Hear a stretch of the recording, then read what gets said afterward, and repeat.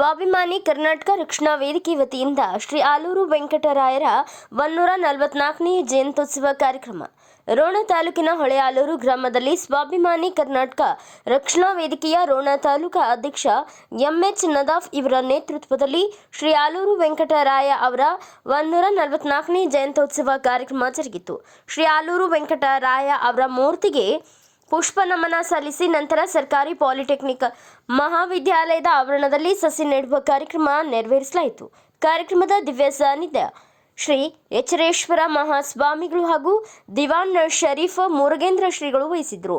ಇದೇ ಸಂದರ್ಭದಲ್ಲಿ ಪ್ರಾಂಶುಪಾಲರಾದ ವಿನೋದ್ ಸೋನ್ಕರ್, ಬಸವರಾಜ ಹಾದಿಮನಿ, ಮೂರ್ತುಜಾ ಗೌಂಡಿ, ಶರೀಫ್ ನದಾಫ್, ಸಂಕೇತ್ ದಾನರೆಡ್ಡಿ, ಸಂಜು ಮಾದರ್, ಕಾರ್ತಿಕ ಬಡಿಗೇರ್ ಉಪಸ್ಥಿತರಿದ್ದರು.